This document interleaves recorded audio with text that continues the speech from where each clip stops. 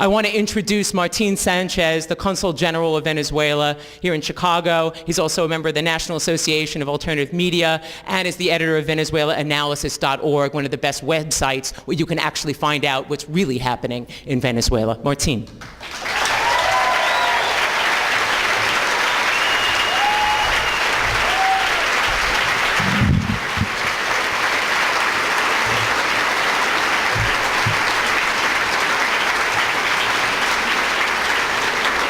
Thank you very much, Sherry. I think this organization had definitely reached new lows. I mean, not only you guys supported Nader in the year 2000, but now you are actually inviting government officials to a government official of the Chavez government or regime, as Bill O'Reilly calls it. And on top of that, you choose socialism of the 21st century as the slogan for the conference. Give me a break here. But I'm an official of the Chavez government because it's very hard to go to Venezuela and talk to social activists who actually don't have a government job. I mean, it's, the government in Venezuela is like a Swiss cheese. You have all this mix of little pockets of guerrilla fighters, left-wingers, Trotskyists, Stalinists, all kinds of people. And it's just a reflection of what's going on in the country. And I always said that if historical and political processes would be like a formula, it would make life easier for politicians to analyze what's going on. And what's going on in Venezuela is extremely complex because we analyze Venezuela by continuously taking pictures. And then when we go to develop the picture, we come back and reality has already changed. So it's very hard to really keep up with the changes in Venezuela. If you stop reading what's going on in Venezuela for a week, you're totally lost because things change so fast. Even President Chavez says something and then he says something else that contradicts what he says, like he said last week. I mean, all kinds of things that it's part of what what is known as magical realism. If you read 100 Years of Solitude, you will know what I mean. So we had this process in Venezuela where this individual got to the presidency riding on this wave of social activism and promising to implement some sort of progressive capitalism, some reforms. He was inspired by Tony Blair's Third Way. And he even went to Wall Street and closed one of the sessions with the little hammer. I wish I could find a picture of that. I was so mad that day. But a lot had happened since then. I mean, there was a constitution, a very progressive constitution that was approved, but the constitution that respected property rights. And I would say, why are the upper classes in Venezuela so mad at this guy? And it's not just that he is actually enforcing taxes. There had to be something else. And it's because under the Chavez presidency, because of the way that he got to the presidency, there's a big wave of activism that started back in 1989. And I would really recommend you read the article by Lee Sustar in the current issue of the ISR. So it's not, unfortunately, the media outside of Venezuela portrays what's going on in Venezuela as Chavez. And, even the ISR has Chavez in the front cover. I guess it sells more magazines, I suppose. But, it helps get the word out, actually, I would say. But, there have been a lot of things going on in the country that have radicalized the masses and have actually, 3 years ago, nobody in Venezuela would dare to talk about socialism. And, I've been a Marxist for 15 years, and I did not support Chavez when he became president. I think he knows that. If he doesn't know it, well, he knows it now. But the pressure from below had actually kept the government turning to the left all the time. And a lot of big brain analysts and experts have been making predictions of, well, sooner or later Chavez is going to reach a plateau and is going to make pacts with the bourgeoisie, so they leave him alone, and actually maybe some pact with international capital and imperialism to just let me govern. I'll give you, I will not nationalize anything, I will leave you alone. But that hasn't happened actually, and we see a continuous, it's lower than we want it to be, but a shift to the left because of the pressure from below.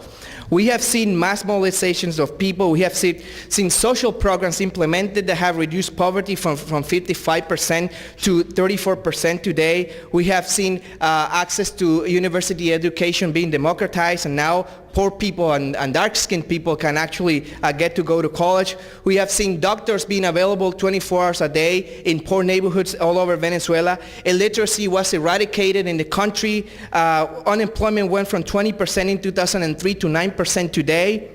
So, and there's been other things that very few of you know of, such as the emergence of the phenomena such as factories being occupied by workers, workers that force the government to expropriate the company and then turn it into some sort of a co-management scheme. Some experiments that there are going on down there. The occupation of unused land that owned by wealthy landowners, thanks to the land reform. That was one of the things that upset the bourgeoisie in Venezuela, the land reform.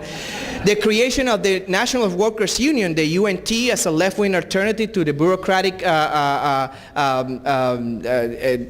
trade union federation of the past, and other things such as the emergence of the gay revolutionary movement, the emergence of movement actually that forced the mayor of Caracas last year for the first time in history to organize the gay pride parade in the country and pay for it.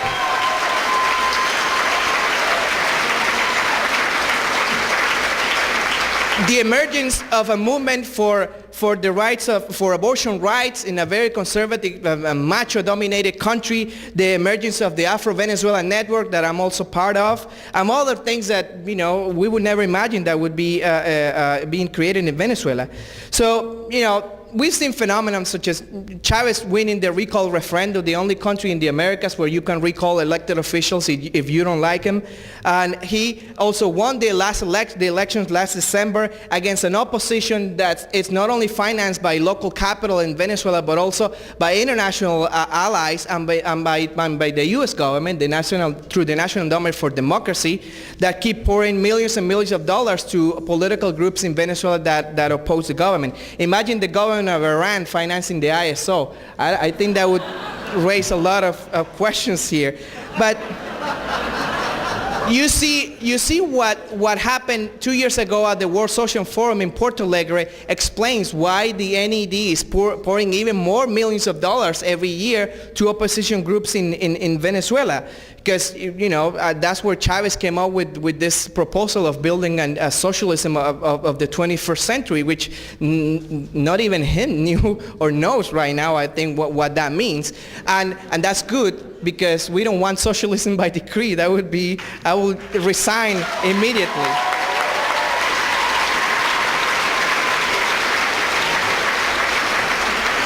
Since then, we have seen some phenomenon that we didn't see before. A lot of people say, well, Chavez claims to be progressive and, for socialism, but there's no nationalizations in Venezuela. At least social democrats in the past, nationalized some industries, and that didn't happen in Venezuela. But fortunately, because of the pressure from below again, it started happening this year.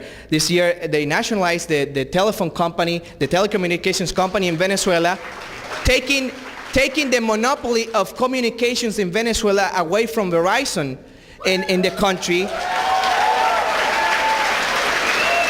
Can you believe that Verizon Communications run our election system in Venezuela? I mean, it's just unbelievable. They nationalized also the electrical company in Venezuela away from another U.S.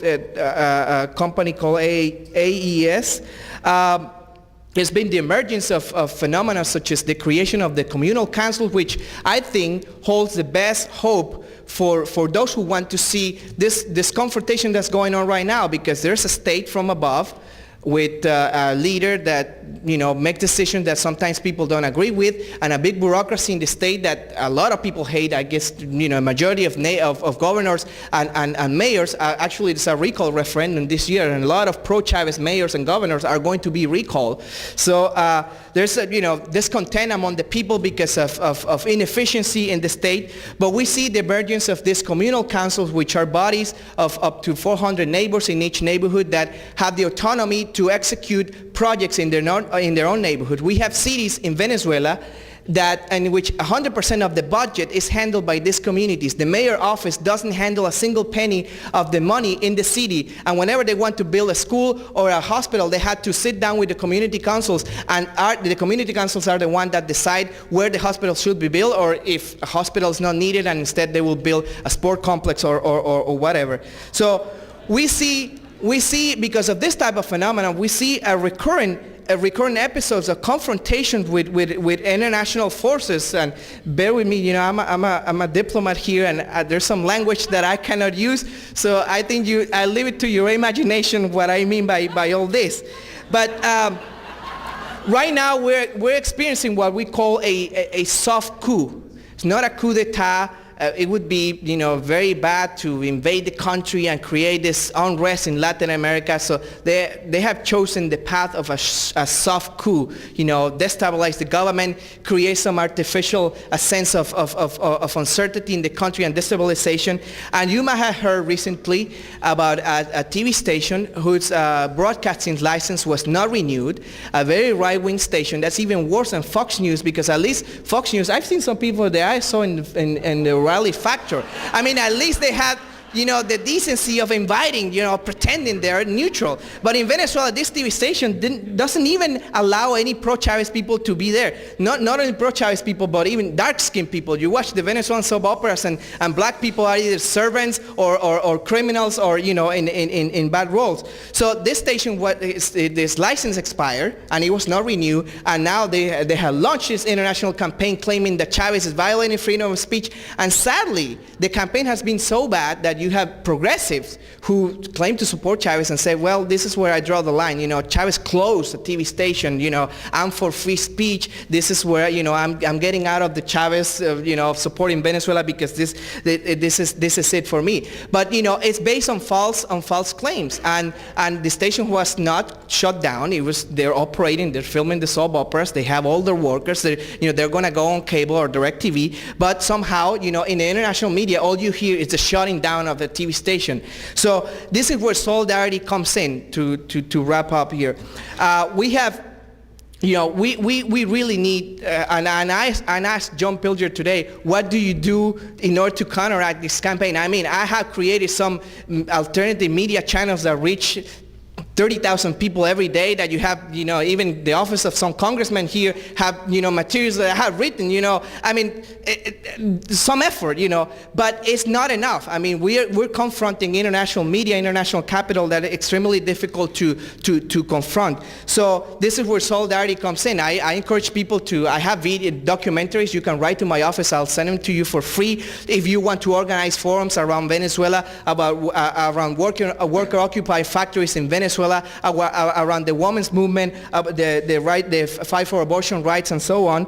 We have the documentaries for you to organize those forums. But there's something more important, and I'm speaking here before I came. Gonzalo Gomez, the guest that the ISO brought from Venezuela, I had to speak for him because the translation would take too long. But basically, I'm saying what he was going to say anyway.